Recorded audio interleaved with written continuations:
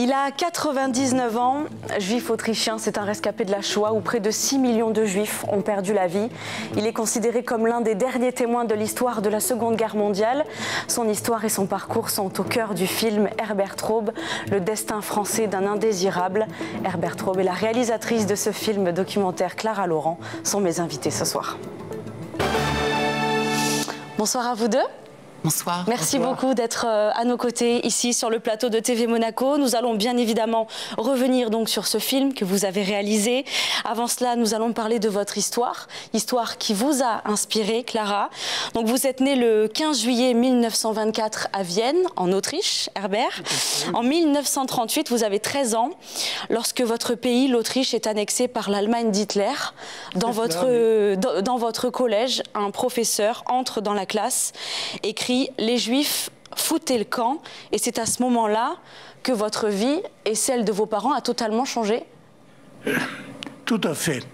On peut dire que ça a commencé à changer quelques mois plus tôt, mais ce que vous dites, c'est le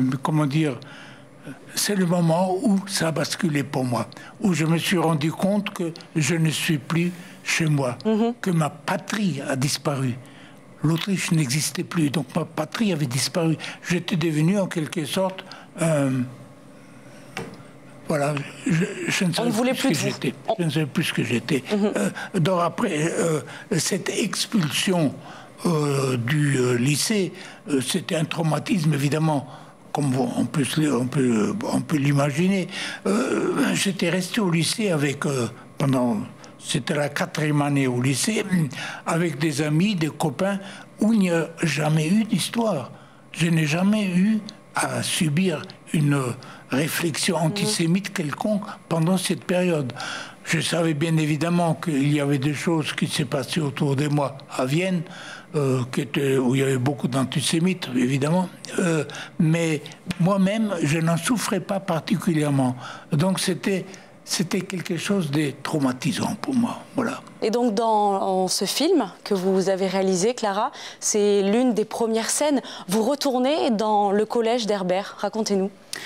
Oui, alors c'est vrai qu'au départ, lorsque je me suis lancée dans l'aventure de raconter l'histoire d'Herbert, Herbert avait publié ses mémoires en fait initialement. C'est comme ça en fait que j'ai découvert Herbert. J'ai commencé par lire en fait ses mémoires. Je l'ai rencontré, à l'époque je vivais à Nice, Herbert étant à Menton, voilà, j'ai pu facilement en fait entrer en contact avec lui.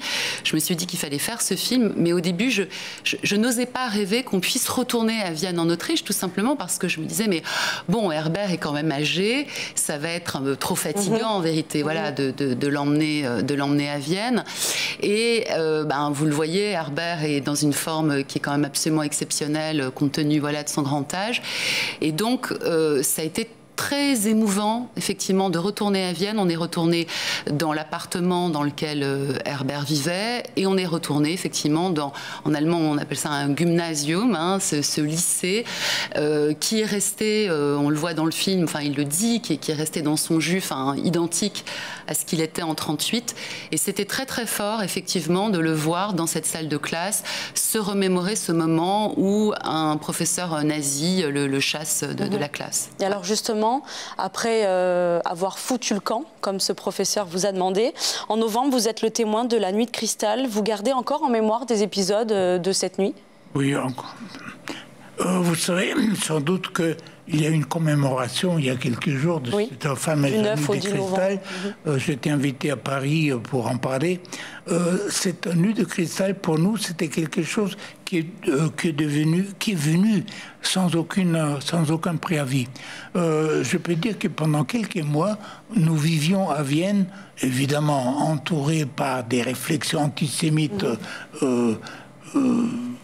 quotidienne, on peut le dire quotidienne, mais on était relativement tranquille. Rien ne s'est passé. Or, dans la nuit du 9 au 10 novembre 1938, j'étais déjà couché, j'entendais des cris dans la rue. Il y avait une synagogue qui était à quelques 50-60 mètres de chez nous, et des hurlements vraiment, c'était épouvantable. Et mon père qui est venu donc me voir, moi et ma soeur, il a dit surtout ne bougez pas, n'allumez pas la lumière, restez tranquille. Et j'entendais dehors les cris, le hurlement et le bruit que faisaient la dynamite, les saccages de cette synagogue. Bon, enfin, les images sont connues, je ne vais pas trop en parler, mais c'était extrêmement traumatisant. Ça durait quand même plusieurs heures. On a vu, au travers les fenêtres fermées, la lumière de l'incendie, puisque tout brûlait. On avait brûlé les rouleaux de bruyère. Vous savez, ce sont des choses très sacrées, évidemment, pour les Juifs. Et ça on l'a vu. Et ça durait pas mal de temps. Et le lendemain, on est venu arrêter les Juifs chez eux, dans leur appartement. Dont votre père? Dont mon père. Alors là, ça s'est passé d'une façon un peu, comment dirais-je, burlesque dans un certain sens. Mon père, il avait su qu'on arrêtait les gens. Sans doute un coup de téléphone, mais enfin, je ne sais pas exactement quoi. Et il est allé se cacher chez une voisine, une personne très âgée, dont la femme de ménage était aussi âgée qu'elle. Il s'est caché dans les lits de cette personne âgée. Et quand on est venu donc chez nous, mon père n'était pas là. Ma mère a dit, il est sorti faire des courses, etc. Et ils sont partis. Et mon père, quand il a vu que tout le monde est parti, il est revenu à la maison. Tout content, voilà, j'ai joué un bon tour à ces salopards, pardon pour l'expression.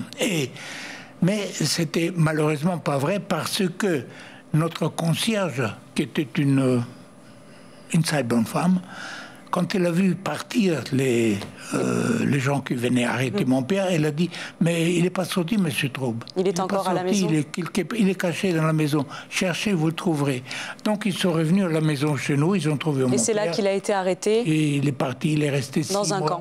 6 mois à Dachau. Ça, c'est le souvenir, deuxième souvenir de cette nuit. Et quand mon père est parti, arrêté, évidemment, ma mère sanglotait. Moi, je ne savais pour pas un adolescent de voir son père, oui. On est venu me chercher, moi, pour, avec d'autres personnes, et notamment avec des femmes, puisque les hommes n'étaient plus là, ramasser les débris qui étaient devant la synagogue. Et donc, on a commencé à ramasser les affaires à la main, évidemment. Et je me suis souvenu plus tard, ce souvenir, que des personnes passaient dans la rue à côté de nous, certains avec un air de contentement de nous voir, et d'autres personnes qui tournaient la tête, qui ne voulaient pas voir ça. Et je me suis dit après, est-ce que ces gens-là ne se sont pas rendus compte qu'on commençait à aller trop loin? Voilà, c'est mes souvenirs de la nuit des cristal. Herbert Traub, le paradoxe de cette histoire aussi, c'est que vous avez participé à la libération de Vienne. Pas de Vienne, de l'Autriche. Vous vous êtes battu? Donc, je me suis engagé après différentes épisodes dont on peut parler si vous voulez. Vous êtes allé en Belgique, puis en France, vous vous êtes échappé 2 fois. Je suis venu en France lorsque la Belgique a été envahie, n'est-ce pas, le 10 mai 40. En France, nous étions accueillis, j'étais avec ma mère à l'époque, nous étions accueillis comme réfugiés. Et après le changement de régime, lorsque l'État français a été créé, de réfugiés, nous sommes devenus des indésirables. Et comme indésirables, internés dans un camp, le camp des Gurs d'abord, qui est dans les Pyrénées-Atlantiques, et ensuite dans le camp des Rivesaltes, où ma pauvre mère est décédée de malnutrition, de manque de soins, etc. Je me suis échappé de ce camp, je suis venu à Marseille, et j'ai réussi à entrer dans un petit groupe de résistants qui était chapeauté par les Quakers américains. Et vous vous êtes engagé dans la Légion étrangère? Après, j'étais encore arrêté. Et je me suis trouvé arrêté au camp de Mille. Pendant pas très longtemps, 15 jours, j'étais parti dans un convoi de déportation direction Auschwitz. Et c'est là que je me suis sauvé du train, et du train en marche. J'ai pu revenir à Marseille et je me suis engagé à la Légion. et j'ai fait dans la Légion étrangère une partie de la campagne de Tunisie 42-43. J'ai fait le débarquement en Provence sur la plage de Dramont. J'ai fait toute la campagne de France, d'Allemagne et d'Autriche. Et je me suis trouvé le 8 mai 1945, le jour de la victoire, dans le fort Arlberg autrichien, pays d'où j'avais été chassé 7 ans auparavant. Clara Laurent, qu'est-ce qui vous a donné envie de mettre en valeur l'histoire d'Herbert ? Alors je pense, la première raison, vous le voyez, c'est un formidable conteur qui a une mémoire d'une précision qui est quand même exceptionnelle.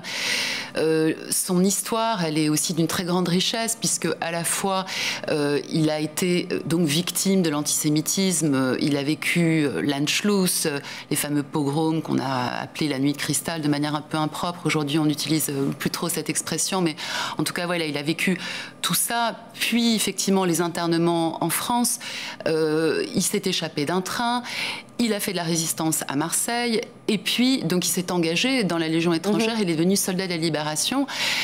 Ceux qui viendront voir le film verront qu'il a vécu des choses encore assez incroyables entre 45 et 47, mais je ne vais pas spoiler davantage. Donc je trouvais que voilà, cette destinée, elle était hors du commun et je trouvais qu'elle était insuffisamment connue.